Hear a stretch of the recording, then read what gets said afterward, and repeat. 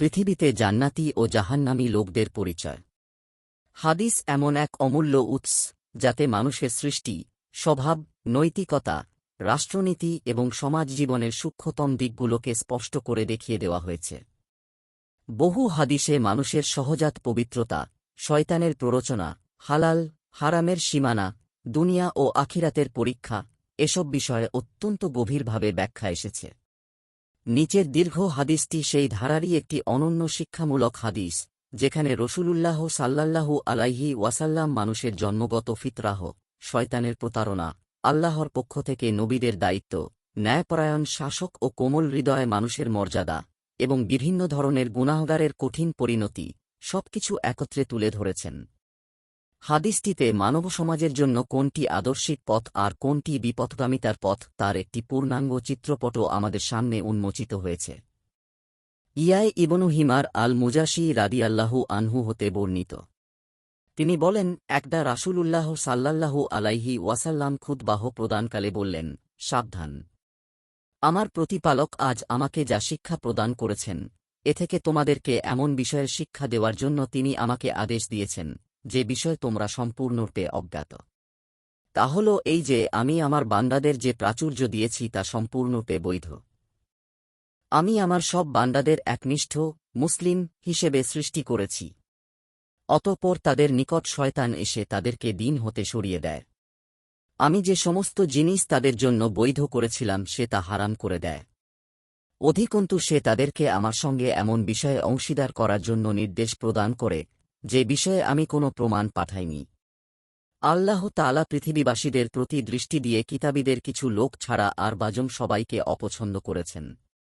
অতঃপর তিনি বললেন, তোমাকে পরীক্ষা করার উদ্দেশ্যে এবং তোমার দ্বারা অন্যদেরকে পরীক্ষা করার উদ্দেশ্যে আমি তোমাকে দুনিয়াতে প্রেরণ করেছি এবং তোমার প্রতি আমি এমন কিতাব অবতীর্ণ করেছি যা পানি কখনো ধুয়ে মুছে ফেলতে পারবে না।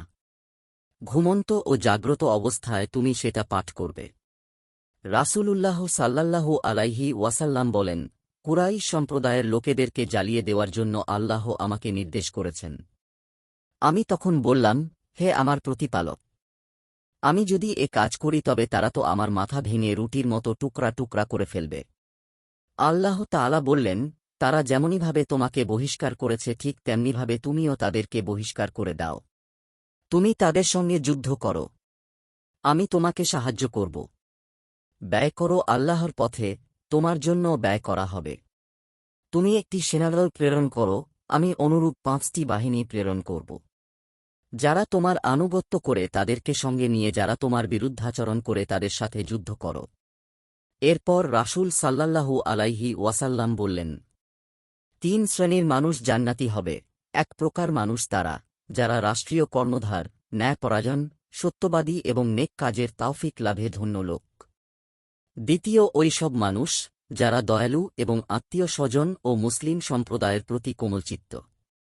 তৃতীয় ওই শ্রেণীর মানুষ যারা পূতপবিত্র চরিত্রের অধিকারী, যাঞ্চাকারী নয় এবং সন্তানাদি সম্পন্ন লোক। অতঃপর তিনি বললেন, 5 ধরনের মানুষ জাহান্নামী হবে। 1 এমন দুর্বল মানুষ যাদের মধ্যে পার্থক্য ক্ষমতা নেই, যারা তোমাদের এমন তাবেদার যে না তারা পরিবার পরিজন চায়, না ধনৈশ্বর্য। 2 এমন খিয়ানাতকারী মানুষ, সাধারণ বিষয়েও যে খিয়ানাত করে যার লালসা কারণ একটি লুক্কায়িত নেই। 3 ওই ব্যক্তি যে তোমার পরিবার পরিজন এবং ধন সম্পদের বিষয়ে তোমার সঙ্গে সকাল সন্ধ্যা প্রতারণা করে। অবশেষে তিনি কৃপণতা, মিথ্যা বলা এবং গালমন্দ করার কথাও বর্ণনা করেছেন। তবে আবু গাসসান রহমাতুল্লাহ আলাইহি তার হাদিসের মাঝে অর্থাৎ তুমি আল্লাহর পথে ব্যয় কর, আমিও তোমার জন্য ব্যয় করব বাক্যটি উল্লেখ করেননি। দিন প্রচারের উদ্দেশ্যে ভিডিওটি শেয়ার করুন। লাইক, কমেন্ট, ফলো এবং চ্যানেলটি সাবস্ক্রাইব করে পাশে থাকবেন। মহান আল্লাহ আপনাকে উত্তম যা দান করুক। আমিন।